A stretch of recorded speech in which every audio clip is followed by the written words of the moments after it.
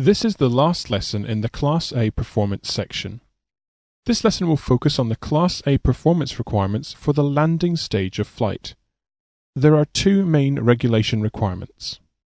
The first requirement is that the landing distance must not exceed the landing distance available. In other words, the aeroplane must be able to land within the length of the runway. This requirement can be called the landing distance requirement. Remember that the landing starts at the 50-foot landing screen and ends once the airplane has reached a full stop. Don't forget that the target speed to be attained at the screen height is called VREF, which you may recall for a Class A airplane must be no less than 1.23 VSRO and no less than VMCL. The second requirement is that should the airplane be unable to land, it must be able to climb away from the aerodrome with an adequate climb gradient. This latter requirement can be called the landing climb requirement. We will deal with the climb gradient requirements first.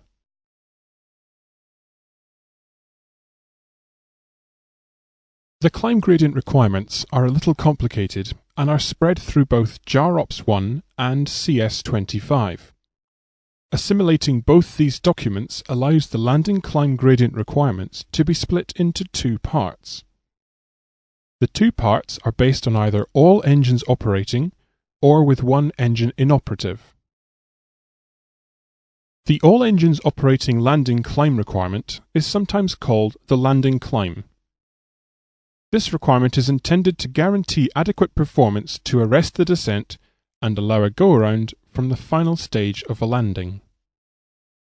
The regulations state that the steady gradient of climb may not be less than 3.2%, with both engines operating, but only using the amount of thrust that is available after 8 seconds on initiation of go-around power. The speed used in the climb cannot be less than either 1.08 VSR for 4-engine aeroplanes or 1.13 VSR for all other aeroplanes, and a speed not less than VMCL and not greater than VREF. The second part of the climb requirement is based on one engine being inoperative and is sometimes called the approach climb. This requirement is intended to guarantee adequate performance in the go-around configuration after an approach with an inoperative engine. The regulations state that the steady gradient of climb may not be less than 2.1%, with the critical engine inoperative and the remaining engine at go-around power. The mass is assumed to be maximum landing mass, and the speed used in the climb cannot be more than 1.4 VSR.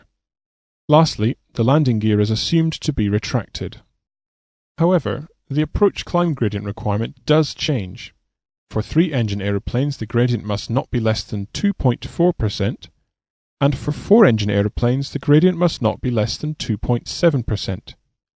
Note that the gradient requirements stipulated here are all air gradients, and therefore are independent of wind.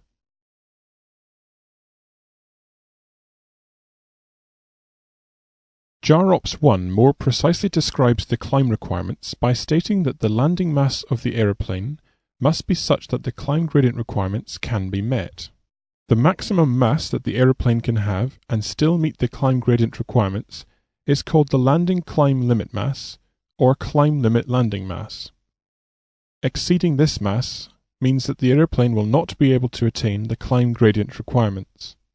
Shown on page 47 of section 4 in cap 698 is an example of a graph to calculate the landing climb limit mass.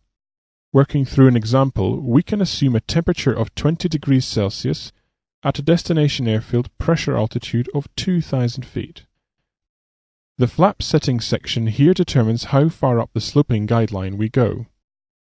In our example, we'll assume a flap setting of 40 degrees, which means we go straight through the flap section. In this example, the landing climb limit mass is 61,800 kilograms. Remember, exceeding this mass would mean it would not be possible to meet the climb gradient requirements. Before we complete the study of the graph, ensure you have looked at the correction information. Notice that near the bottom of the page is a long list of corrections that may need to be applied. The graph is based on the air conditioning packs being on automatic.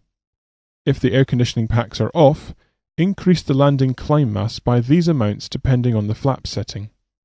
The bottom set of corrections apply to in-flight icing conditions and the use of anti-ice equipment. Since this equipment drains thrust from the engines, the landing climb limit mass will need to be corrected. This completes the graph for working out the landing climb limit mass. But remember, not all Class A aeroplanes have graphs that look like this, so be sure to familiarize yourself with the performance data of the aeroplane type you fly.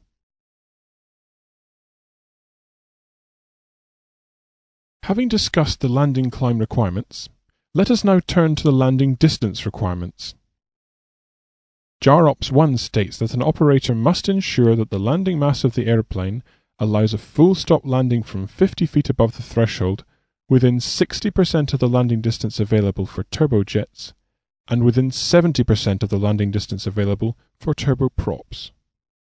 This means that turbopropeller aeroplanes must be able to land within 70% of the landing distance available, but jet aeroplanes must land within 60% of the landing distance available.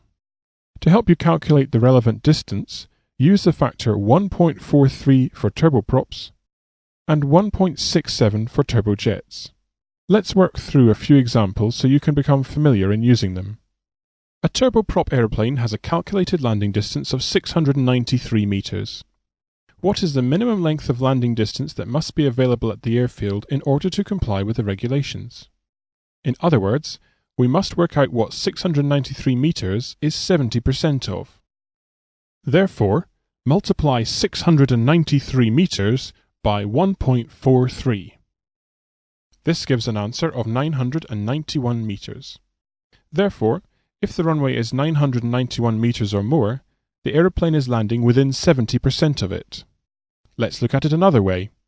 If the available landing distance was 2015 meters, then what must be the maximum landing distance of a turboprop in order to comply with the regulations? In this case, we must find out what 70% of 2015 meters is. Therefore, divide 2015 meters by 1.43. This gives an answer of 1,409 meters. In this example, a turboprop aeroplane must come to a full stop within 1,409 meters. Let us carry out one more example, but this time using a turbojet aeroplane. Remember, turbojets must land within 60% of the runway, and the factor to use is 1.67. If the calculated landing distance is 857 meters, what is the minimum length of landing distance available? For this example, multiply 857 by 1.67.